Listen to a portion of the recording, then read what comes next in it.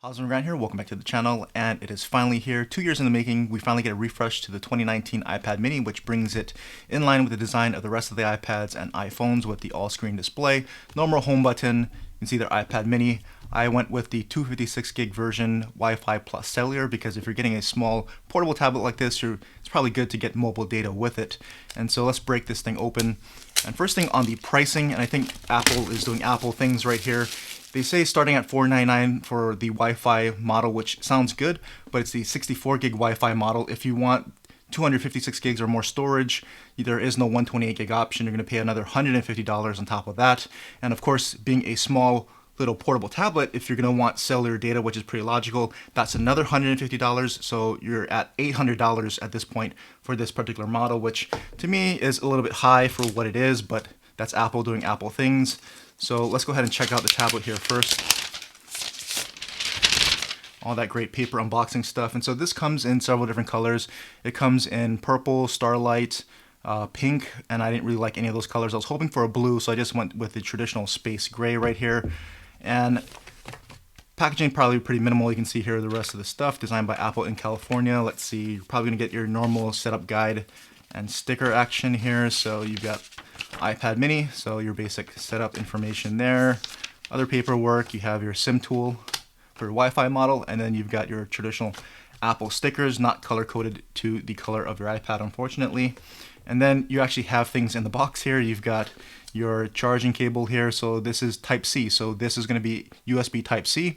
No more lightning on the iPads. You can see Type-C to Type-C here, and then you actually get a charging brick in the box, Type-C charging brick here. So at least they're giving you that with the iPads, so that's what comes in the box. So now let's take a look at the hardware here itself. You have a larger 8.3 inch display up from 7.9 inches on the 2019 model. The overall footprint's actually reduced, so you're getting a slightly smaller body with a larger display here. And the major differences are that display, it's liquid retina as Apple likes to call it, but it's basically an IPS LCD display. Max brightness is going to be 500 nits, so probably not the brightest display, but knowing Apple, this is probably going to be a good looking LCD display. Other changes also include faster performance, so this has the new A15 Bionic chipset, same chipset that's in the iPhone 13 models. This has 4 gigs of RAM, and you've got 64 gigs or 256 gigs of storage configuration options. This does have stereo speakers, so you can see speakers up top and at the bottom, so I expect the speakers to be good. iPad speakers tend to be rich and really good sounding. You have Touch ID in the home button at the top. You don't have any Face ID, which would have been nice to have that option. As far as battery, I'm not sure the capacity, but Apple is claiming in their typical way all-day battery life, so we'll test that out. You do have USB Type-C, which is nice that you have Type-C on their iPads. Of course, Lightning is still going to be on the iPhones, but at least you've got a Type-C port now, brings it in line with the rest of the iPads. This also supports the Apple Pencil, which I probably won't be using. I don't have one. I don't really intend on drawing on this thing, but if you do have an Apple Pencil, it does now support that.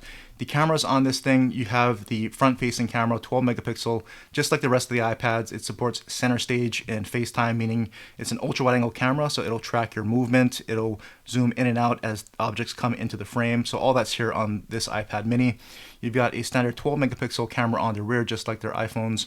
They come with the new image signal processor, just like the iPhones do, so you have improved image processing. It has Smart HDR3, not Smart HDR4 like on the newer iPhones, but basically this 12 megapixel camera should produce some good looking photos if you need to take photos with your iPad in a pinch. This also supports 4K video recording. So let's go ahead and turn this thing on and set it all up, and we'll come back and check it out.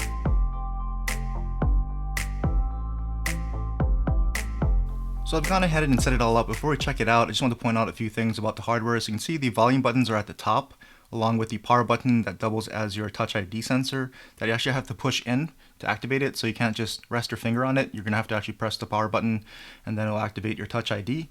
You can see here on this side your SIM card tray here. I've got my Google Fi SIM card in there, and we saw the bottom with the Type-C port. Quick comparison here. So if you're wondering why would you want to get an 8-inch iPad mini, why don't you just get an 11-inch? That should still be portable. 11 doesn't sound that much bigger than an 8, but here it is next to an 11-inch iPad M1. So you can see there, quite significantly bigger on the 11-inch M1 iPad versus the 8.3-inch iPad mini. So there is a significant size difference. If you're wondering why you'd want to get the mini, it is much smaller than the 11-inch iPad here. And you can see there, similar thinness overall, but definitely a bigger size gap that I'm pretty sure most people are noticing. And of course, you do have that one-handed mode if you have large enough hands. I'm pretty sure most people don't have large enough hands to hold this. Some may, but most people probably won't. So the one-handed operation and comfortableness of this is probably what you're going for. And quickly here, next on iPad or iPhone mini. So I don't have my 13, it's coming soon, but it's going to be the same size. So this is probably a good pair right here. If you're going to go for an iPad mini, you probably want an iPhone mini. You've got the iPhone mini for just quick checks of information, glanceable information, quick replies, and then you've got the larger surface area of the iPad mini to do actual work. So everything you can't do on the iPhone, you can do more content consumption here, viewing videos, replying to messages, emails, and all that stuff on your 8-inch mini. So this is a good mobile companion here and pair, I think. But anyway, with the iPad mini here, you can see, if we open this thing up, you can see it comes with iOS 15 pre-installed as you would expect. So all the different widgets and everything else here. You've got your widget panel there, and then you've got your app library here and be able to scroll through all that stuff. So all that here, iOS 15. And if we go into some of the settings here, we can see here there isn't a software update out the gate for iOS 15. So you can see there are some security fixes and whatnot. So you can install that once you get your iPad mini. There's an update waiting for you. And then we can check out some of the wallpapers here. So iOS 15 wallpapers, you got your dynamic wallpapers here. That's the selection. And then your basic still wallpapers here. This is the selection to choose from. So you can go from a pretty decent variety here. You can get the mini that you see in all the product shots, all different colors and everything else. So those are kind of different wallpapers that you get here. And then obviously along with iOS 15, you have all the new iOS 15 updates. So updates to native Apple apps and all their improvements, like being able to do all the together things, meaning you're able to share information and participate in different apps together with friends and family. You've got the upgraded FaceTime features where you're able to share a link with non-iOS users and have people join your FaceTime calls that way. Screen sharing in FaceTime. So all the iOS 15 features are here as well. And then we can go ahead and launch an app, and then you still have the iPad features. So even if you have an iPhone Pro Max model. Let me grab one here. So this is the 12 Pro Max. If you've got a large iPhone, you're going to wonder, why do I need maybe a mini iPad? Well, you don't have the iPad features like split screen. So being able to go in here and do a basic split screen, you can't do that even on a large screen Pro Max iPhone model. You can do that here, obviously, on the mini. So you have a larger surface area. You can take advantage of all the iPad features, especially the split screen feature. If you tap the triple dot up there, you can actually go ahead and pop it out. So if you want the full screen main app while having the small side scrolling app, you can do that. You can get rid of the app, so it's off to the side. You can still enjoy your main application here. You can swipe in from the side if you need that app at any time.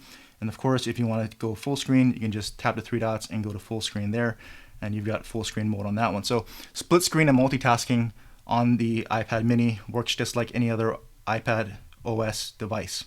So now let's take a look at this upgraded 8.3-inch display. So it's kind of what they're calling full screen liquid retina, but it's not quite edge to edge, but it is a larger display than you had with the previous iPad mini. Let's go ahead and fire up a video here so you can kind of see what the quality you're dealing with. And let's make sure that we have this in full resolution. And let's go to 4K 60 frames per second. And let's see where the brightness is at. Crank that all the way up. 500 nits max brightness. That's even actually too bright for this camera. So 500 nits, not too bad. You can pull that down. And this is the display quality. So let's go ahead and take a look at some of that. Display angles. Actually, that's looking pretty cool. It almost looked kind of like 3D. It's kind of popping out of the screen a little bit. So viewing angles seem to be okay. Pretty good for an LCD panel here. I don't see any kind of shifting going on. And this is some of the display quality example that you can get with the new iPad mini here. And of course, along with the 8.3-inch display, they've also added the new A15 Bionic chipset, so you're going to get great performance here in the iPad mini for playing pretty much any games that you can get your hands on, as well as more intensive tasks. If you want a mobile editing machine, or if you want to do graphic design, all that kind of stuff, you can do it with the iPad mini. So let's go ahead and fire up a game like Asphalt 9, and let's go ahead and try to get some gameplay on.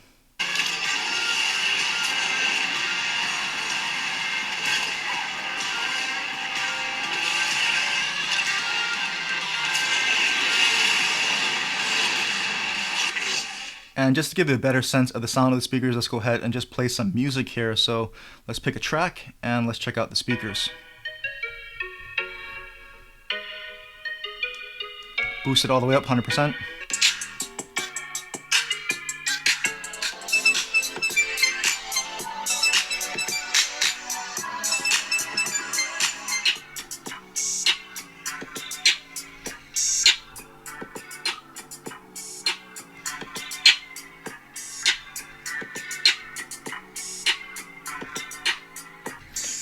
Right, so as you can see, it does sound nice, rich, loud, and can't really cover them up too bad. Even where you cover them up, you can still clearly hear them. It's not going to fully muffle any of the speakers. So really nice sounding speakers here on the iPad mini so far. And last thing before we get out of here, let's check out the cameras because that's the other upgraded thing on your iPad. So pretty much the standard Apple iPad camera app, as you can see here. You have your live motion photos that you can toggle on or off. You can toggle between your modes here. So photo, video, you've got slow motion, time lapse, and going the other way. You got portrait, or square I should say, panorama. No portrait mode on this if you care about that. Your zoom, you've got a max 5x digital zoom for your photos. And for video, let's see, you've got a max 3x zoom on your video. And the other thing I noticed is that there's no quick toggle to change your resolution or frame rates from the camera app like you can from your iPhone. So you're probably gonna have to go into your settings, camera, and here's where you'll have to go in and change all your settings. So recording video all the way up to 4K 60. That's available there. And let's go slow motion. You can do 1080p up to 240 frames per second.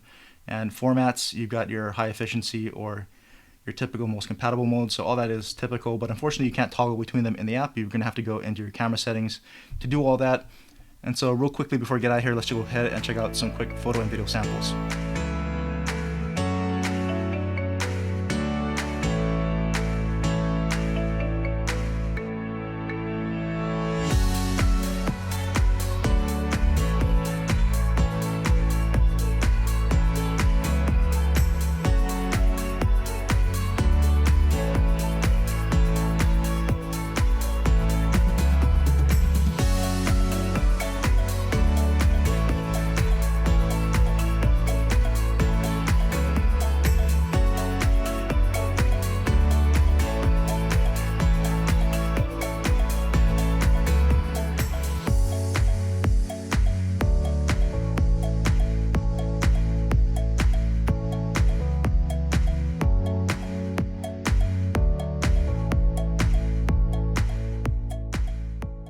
So here's some 4K 30 frames per second video from the iPad mini 2021 edition. So I'll just pan around here so you can get a feel for what this camera looks like here at 4K, and I'll start walking to test stabilization as well, so you can see what that looks like. If you need to shoot video in a pinch on your iPad mini, this is some of the quality you might expect as I pan around while walking. So there's a quick 4K sample here on the iPad mini 2021. So here's some video from the front-facing camera on the iPad mini 2021 edition. So I'm just going to pan around here to give you a feel for what this camera looks like into some of this changing lighting conditions here. So we started off in some pretty good lighting in the shade. We'll pan around, you can see the lighting behind me. And overall exposure looks pretty decent actually for that bright light behind me. We'll pan all the way back around. And we'll just start walking to test stabilization as well. So I'm just holding this out handheld in front of me. And so it's not the most steady thing. So let's see how well this front-facing camera can stabilize here. So let me know what you think of the front-facing footage here on the new iPad mini 2021 edition. So there you go, that's my unboxing and quick walkthrough of the new 2021 iPad mini. Again, upgraded 8.3-inch liquid retina display on this thing. You've got your Touch ID, you've got the improved performance with the A15 Bionic chipset, just like the iPhone 13s, and you've got your new front-facing ultra-wide-angle camera, 12-megapixel camera on the rear that you just saw. So pricing again starts at $499 for Wi-Fi, all the way up to $800 for this 256 gig cellular model, which is a bit pricey to me. But either way, let me know what you think about the new iPad mini. Questions or comments about it, leave it in the comment section. I'll try to answer what I can. And as always, thanks for watching.